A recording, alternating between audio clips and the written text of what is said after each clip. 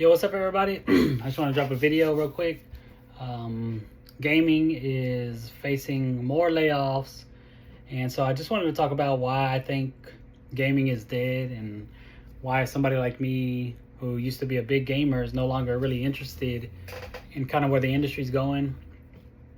So when I was younger, and let's just say in poverty or very lower class, you used to be able to pick up a console for like a few $100, and then your bang for buck. You used to be able to pick up a console for like $200, $300, get Halo 3, and then you were able to play that online and get like countless hours. Nowadays, the consoles are becoming more and more out of reach.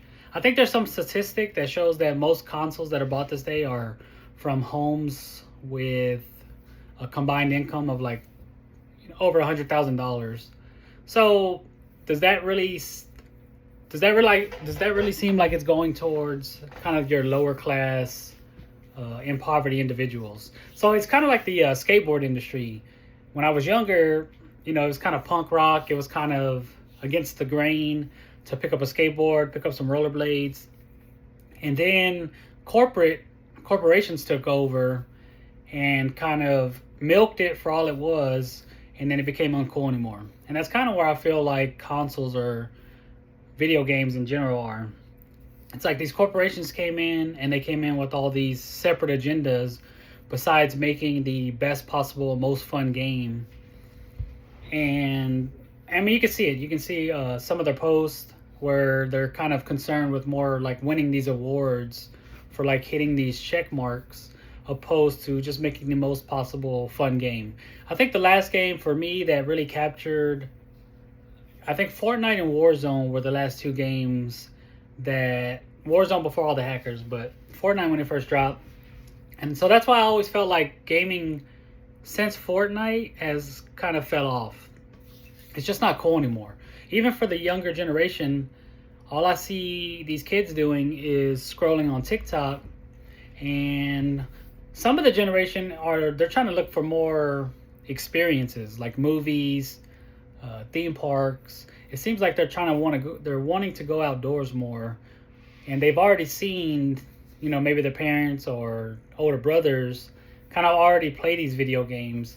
And there's not I watched the PlayStation game show, I watched the Xbox game show, and I saw basically the same generic game being made. It was like hack and slash walking simulators.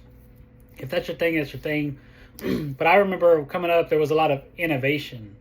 There was, and everybody was on the same system. Everybody was on 360 or everybody was on PlayStation.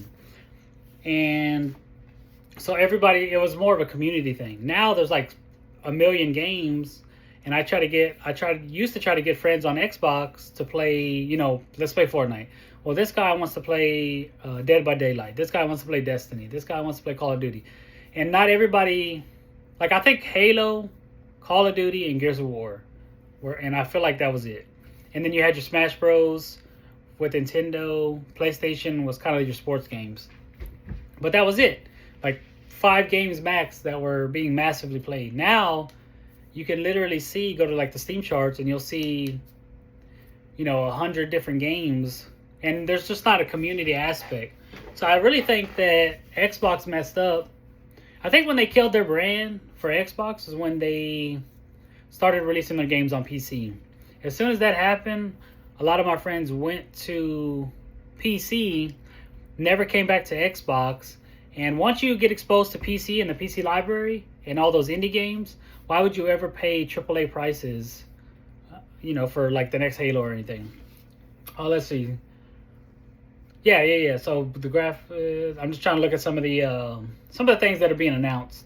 Bungie hasn't been Bungie. I will give them credit for making Destiny. I actually think that was a good game, and I actually got into it. But the thing with me, I'm 33 years old now, about to be 34, and I don't have a lot of free time, is that I put a lot of hours, let's say, into Destiny. Let's say I put, I don't know, let's just give a random number, 1,000 hours into Destiny, grinding, getting that gear. As soon as they announced that they were going to stop updates it was already a live service game. So as soon as they announced that they were going to make a Destiny 2, somebody like me is like, hey, I just invested 1,000 hours into Destiny 1, built up my character, whatever, and now you're announcing a part 2. Do you think I want to start from scratch? That would be like somebody lifting weights and getting your body to a certain physique, and then they're going to announce, hey, you're going to have to start all over. Like, who would want to do that? So if I could give some parallels.